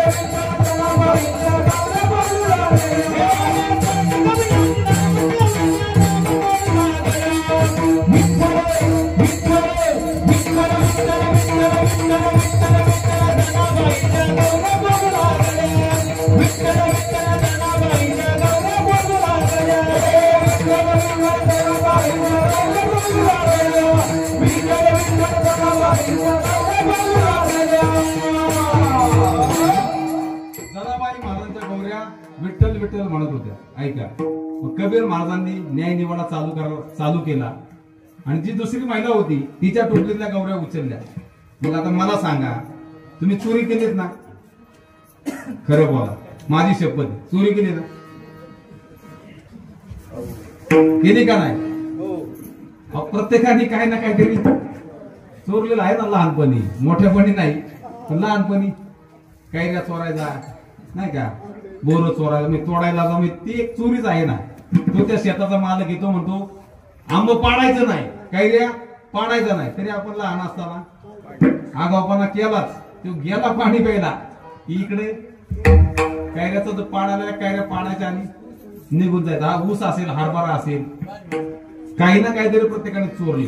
मग आपण चोरीचा माल असा डोक्यावर घेऊन नाचतो का झाकून ठेवतो? आता मला सांगा, इथं सप्ताह चाललाय, आता सप्त्यात काल एखाद्याने जर चप्पल, पुन्हा चप्पल चोरीला गेली काल, गेली का? हात वर करा, गेली का? जर गेली असेल तर ती चप्पल तुम्हाला 8 दिवस इथं दिसणार नाही का? तर चोरीचा माल लगेच कुठे उघडा करता? चोरीचा मामला आणि हळूहळू चोरीचा माल लगेच उघडकीस येत नाही, तो झाकून ठेवला असतो. ऐका, तसं या दुसऱ्या महिलेने जनाबाईंच्या गौऱ्या चोरल्या. मग तिने त्या गौऱ्या वरती नव्हत्या ठेवल्या, कुठे? पाठीत सगळ्यात खाली. काय असेल 5-10 गौऱ्या त्या चोरल्या खाली ठेवल्या. मग कबीर महाराजांनी न्याय चालू केला. पहिल्या गौरीला कान लावला, त्यातून विठ्ठल नाही, त्यातून शिव्यांचा आवाज येत होता. याचा मुडदा बसवला, त्याचं काळ केलं, याचं वाटून केलं, हिचं असं झालं, तिचं. कबीर महाराज म्हणले या गौऱ्या तर वेगळ्याच आहेत, गौऱ्यांचं नाही. आपलं पण काम करताना काय चालतं बायांना, हिचा मुडदा बसवला, तिचा मुडदा. असं करू नका, करू नका असं. ते संस्कार घराला आणत होतात आणि तशीच ऊर्जा तुमच्या घरात निर्माण होते. म्हणून वाईट अपशब्द बोलू नका. घरात वाईट शब्द तुम्ही बोललात की तुमच्या घरात निगेटिव्ह ऊर्जा तयार होणार आणि तुमची मानसिकता खराब करणार. तुम्ही घरात भजन करा, तुमच्या घरातलं वातावरण प्रसन्न होईल. आणि तुम्ही घरात शिव्या द्या, तुमच्या घरातलं वातावरण दूषित होईल. म्हणून लक्षात असू द्या. मग आता त्या गौरीला कान लावला, आवाज आला, काय हिचं असं होईल आणि तिचं तसं होईल. हिचा तर मुडदा बसवला आणि तिचा तर मुडदा बसवला. कारण की आता ती गौऱ्यात आपण तेच म्हणत होती ना, ती दुसरी तिरईक महिला होती, ती दुसऱ्या गौरीला हात लावला, तिसऱ्या गौरीला, जवळजवळ 10-15 गौऱ्यांना हात लावला, पण त्यातून तेच शिव्याच ऐकू येत होत्या. कबीर महाराज म्हटले माझे कान अपवित्र झाले बाबा. हे जनाबाई तर म्हणते माझ्या गौऱ्या विठ्ठल विठ्ठल म्हणतात, याच्यातून तर मला नुसत्या शिवच ऐकायला यायला लागला योगी बाबा. जनाबाई महाराजांना कबीर महाराज म्हणतात, अहो गौऱ्या कुठे विठ्ठल विठ्ठल म्हणतात होय? मी आतापर्यंत 10-15 गौऱ्या उचलल्या, पण एकाही गौरीतून विठ्ठल विठ्ठल आवाज आला नाही, मला नको ते शब्द ऐकायला आले. जनाबाई महाराज म्हटले, महाराज त्या गौऱ्या माझ्या नव्हत्या, त्या गौऱ्या माझ्या नव्हत्या, म्हणून त्यातून विठ्ठल आवाज तुम्हाला ऐकू आला नाही. माझी गौरी बघा, ही पा, ही पाठीत आता शेवटची 5-6 गौऱ्या आहेत ना, त्या माझ्या आहेत. ती गौरी उचला आणि कानाला लावा, त्या गौरीतून विठ्ठल विठ्ठल आवाज येईल. कबीर महाराज म्हणते, काय या बाईचा अधिकार असा काय? कबीर महाराजांनी गौरी उचलली आणि कानाला लावली. महाराज नवल झालं, आश्चर्य झालं या जगतामध्ये. इथे माणसांची तोंड विठ्ठल विठ्ठल म्हणत नाही, पण माझ्या जनाबाईच्या गौऱ्या विठ्ठल विठ्ठल म्हणू लागल्या.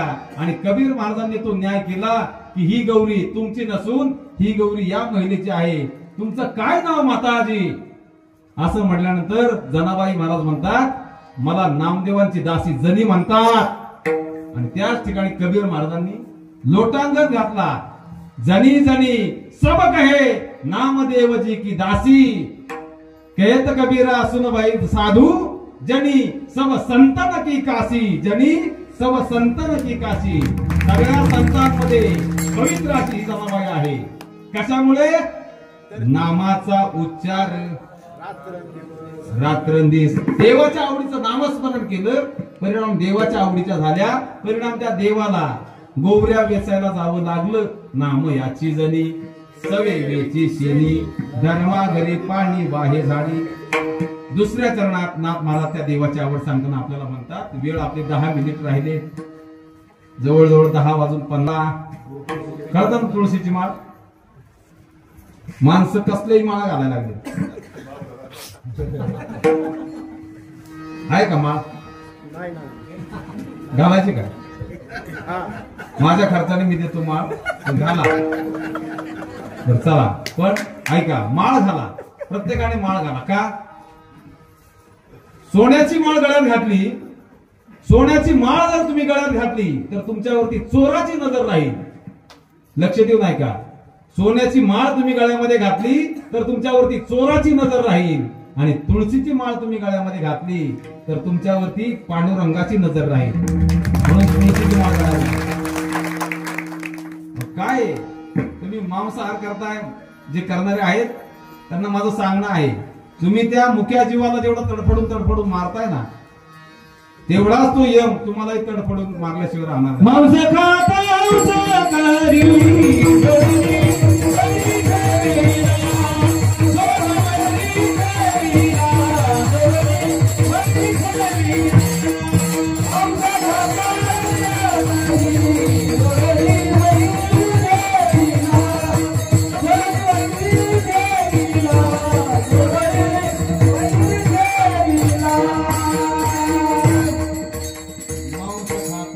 हौस करी जोडोनी वैरी देवीला. तुम्हाला बरं वाटतं की मांस खायला, चांगलं अन्न खा. तुम्ही वाईट अन्न खाल्लं तुमच्या बुद्धीत वाईट विचार येणार. अहो आपला जो आहार आहे शाकाहार, आयुर्वेदाने जे आपल्याला सांगितलं तो शाकाहार घ्या. शाकाहाराने तुमचं आरोग्य सुदृढ राहील. कोण म्हणतं की मांसाहार केल्याने तुमचे विटॅमिन वाढतात, तुम्हाला पौष्टिकता मिळते? नाही, चुकीचं आहे. मुक्या प्राण्यांनाही जगण्याचा अधिकार आहे. मला सांगा, एखाद्या कोंबडीचं पिल्लू आहे, तुम्ही त्याला तडफडून मारताय. तुमच्या जर लेकराला एखाद्याने तडफडून मारलं तर कसं वाटतं? कसं वाटेल? म्हणून मांसाहार करू नका. जे करत असतील ना, आजच शहाणे व्हा. आता उघडी डोळे, जरी अद्याप न कळे तरी मातेच्या खोळे दगड आला पोटाशी.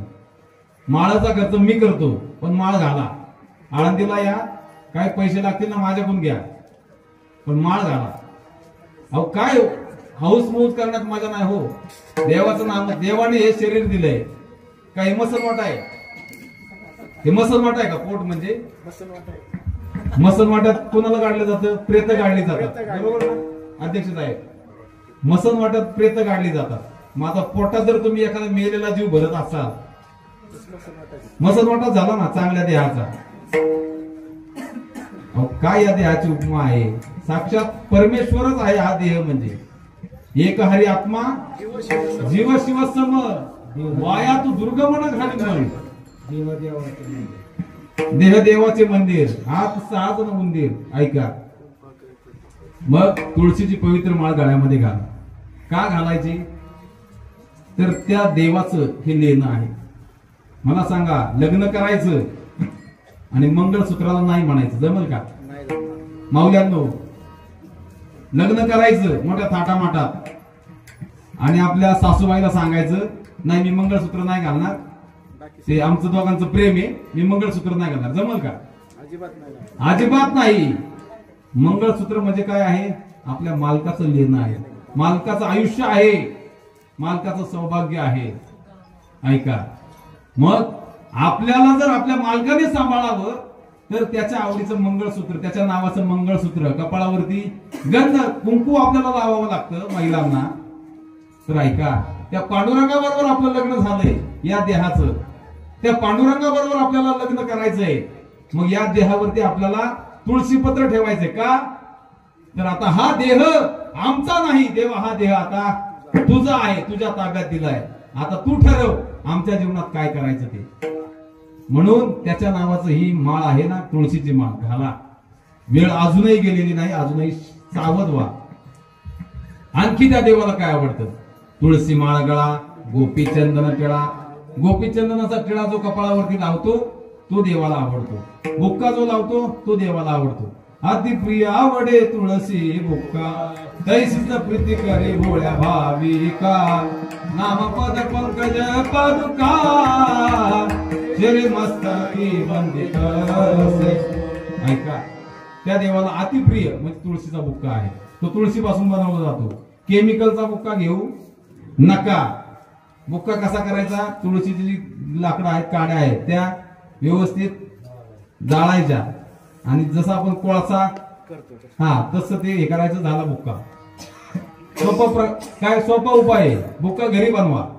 तुळस घ्या, व्यवस्थित जाळा, कोळसा करा त्या लाकडाचा आणि नंतर झाला बुक्का घरच्या घरी.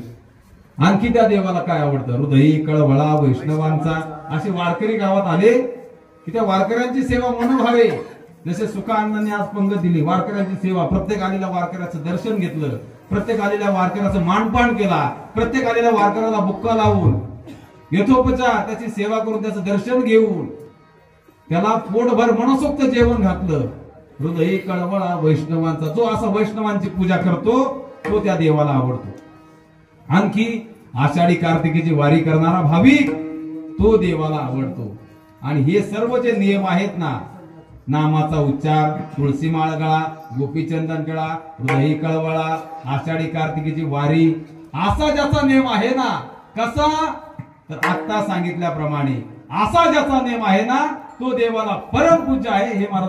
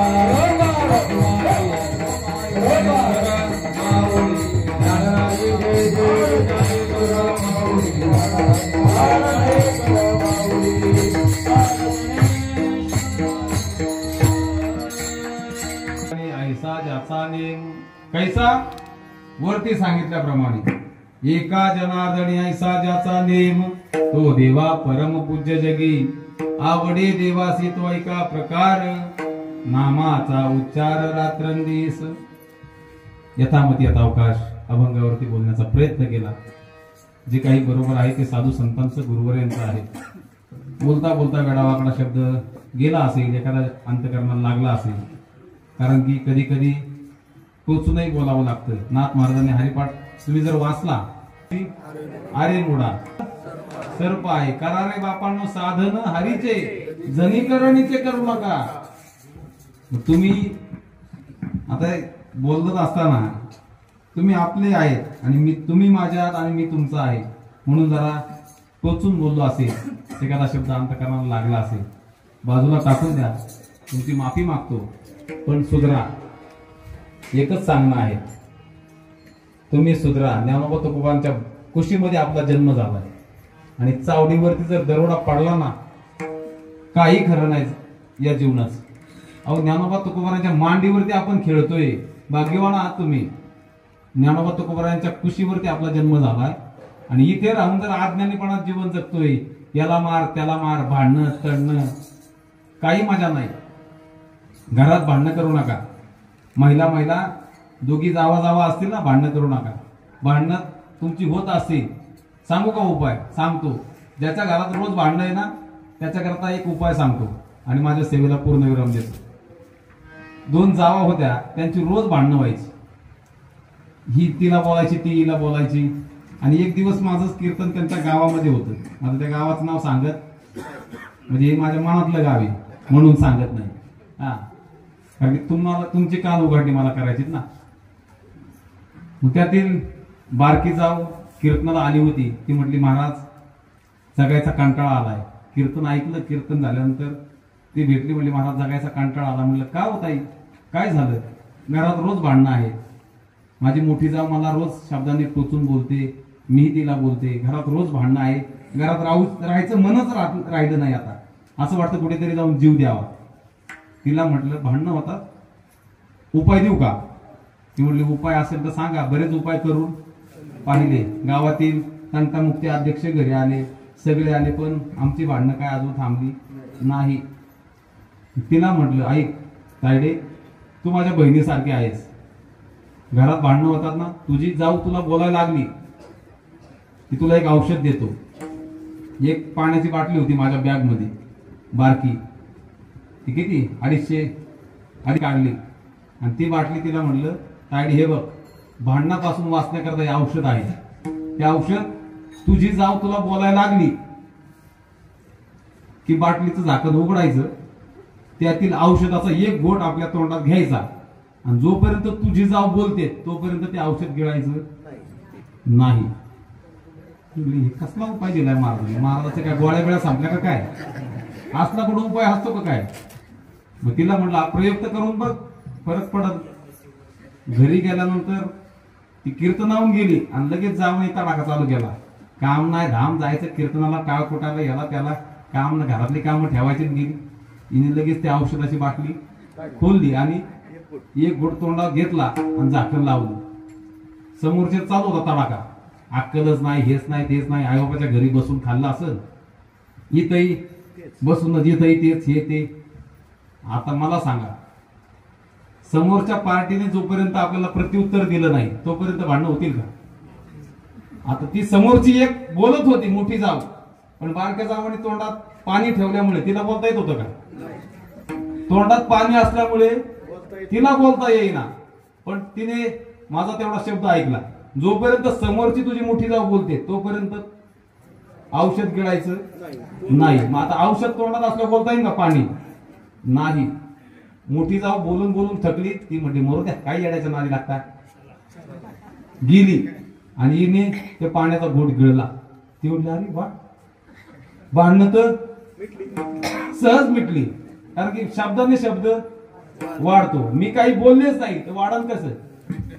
दुसऱ्या दिवशी तेच, तिसऱ्या दिवशी तेच. पाहता पाहता 8 दिवसात मोठी जाऊ म्हणली, जाऊ द्या, तिच्यात आता दम नाही राहिला भांडायचा. काय म्हणली? तिच्यात आता दम नाही राहिला, भांडत नाही, जाऊ द्या, येड्यांच्याकडे नादी लागतात.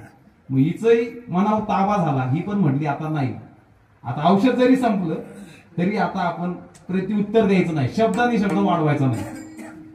आणि 10 दिवसांनी त्याच गावात माझं पुन्हा कीर्तन होतं आणि कीर्तनाला ती ताई आली आणि कीर्तन झाल्यानंतर म्हटली, महाराज तुम्ही दिलेलं औषध खूप प्रभावी आहे. अजून आमच्या शेजारी पाजारी बऱ्याच बायांची, त्यांना देता का? म्हटलं नाही, हे औषध तुला घरी तयार करता येईल, फक्त औषधाची प्रक्रिया आहे. तिला सांगितलं, तायडे माझ्या औषधाचा हा काही प्रभाव नाही. हा प्रभाव कशाचा आहे? तू शांत बसली त्याचा. तू तुझ्या मनावरती संयम धरला, ताबा धरला, म्हणून तुझ्या वाणीवरती तू ताबा धरला, म्हणून भांडणं सहज मिटली. कारण की ते औषध नव्हतं, ते फक्त पाणी होतं. काय होतं? पाणी होतं. तुझी जाऊ तुला बोलत होती, शिव्या देत होती, पण ते पाण्याचा घोट जिभेवरती तोंडात असल्यामुळे तुला बोलता आलं नाही. परिणाम भांडणं सहज मिटली, संपली. तसं प्रत्येकाला सांगतो, पाणी आणि वाणी जपून वापरा, भांडणं करू नका. घरात भांडणं करून चांगल्यात मजा नाही. थोडे दिवस जगायचंय. 100 वर्ष संतांनी सांगितलंय, पण 100 आता आपल्या वाटेला 50च आहेत. 50 मध्ये आपले 30 वर्ष झोपेत चालली, 20-25 वर्ष. 25 वर्ष जगायचंय आणि ते जर भांडण तंडण बांधू करण्यात गेली, काय मजा हो. थोडे दिवस जगा पण आनंदात जगा, कारण की आनंद या देहाने घेता येतो, दुसऱ्या देहाने आनंद घेता येत नाही. म्हणून जीवन जगायचंय. साधू संतांनी जो मार्ग दाखवला त्या मार्गाने चाला. आणि पवित्र हिंदू धर्मात आपला जन्म झालाय. आपल्या धर्माच्या विरुद्ध आचरण करू नका. शंभूराजांनी 40 दिवस यमयातनांना तोंड दिलं, पण आपला धर्म परिवर्तन केलं नाही. आणि आज त्यांच्याच धर्मात आपण, त्यांच्याच कुळात, त्यांच्याच पोटाला आपण जन्माला आलोय. आणि आज आपण करतोय काय? आज आपण आपला धर्म विसरून चाललोय. म्हणून प्रत्येकाला माझी विनंती आहे, दुसऱ्याच्या धर्माला नावं ठेवण्यापेक्षा आपण आपला धर्म कसा टिकेल याच्यावरती भर द्या. आपला धर्म टिकवण्याकरता रात्रंदिवस आतुनात प्रयत्न करा. आपण हिंदू म्हणून जन्माला आलोय ना, तर हिंदू म्हणून जगायला शिका. कपाळावरती एकतर गोपीचंदनाचा टिळा लावा किंवा कुंकवाचा टिळा लावा. कपाळ सुतक पडल्यासारखं ठेवू नका. तुम्ही कितीही जरी शिकलात तरी आपली संस्कृती आणि आपला धर्म विसरू नका. महिलांनो भरभरून कुंकू लावा, मुलींनो भरभरून अंगावरती कपडे घाला. काळाची गरज आहे.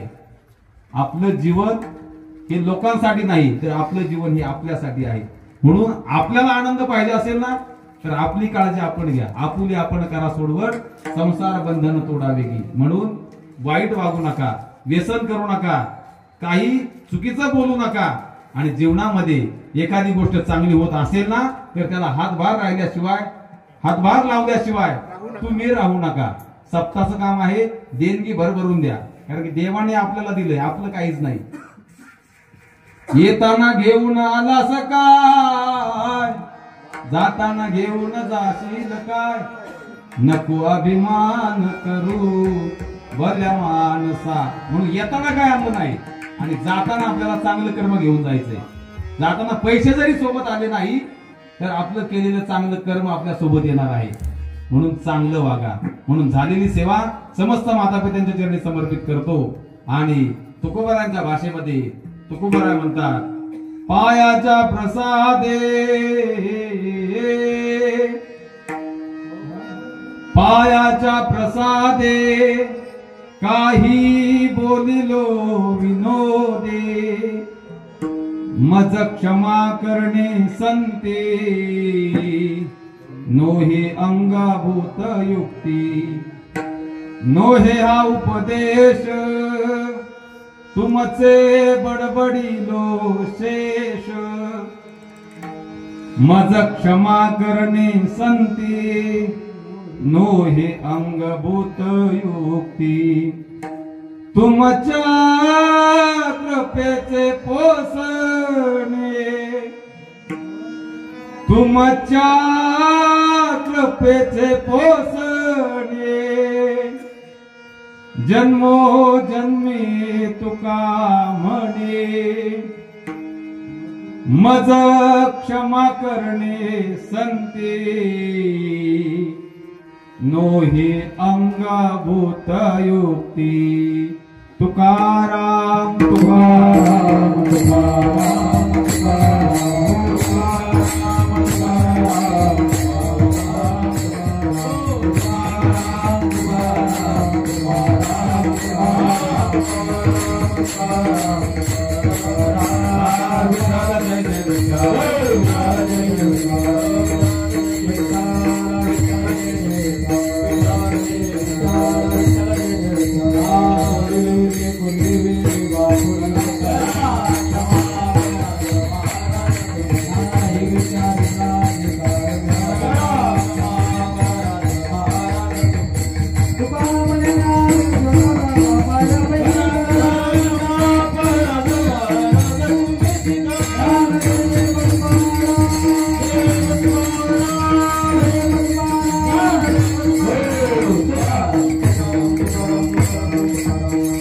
खवले आणि अशोक बाळासाहेब खवले या माऊलींनी यायचं आणि महाराजांचा शाल श्रीपाद देऊन सन्मान करा. मुरलीधर दरेकर सध्या उद्याचे त्यांची कीर्तन सेवा असे बाप्पू महाराज टेंगळे राहू यांचं कीर्तन होणार आहे. सर्वांनी कीर्तनाचा लाभ घ्यायचा आहे.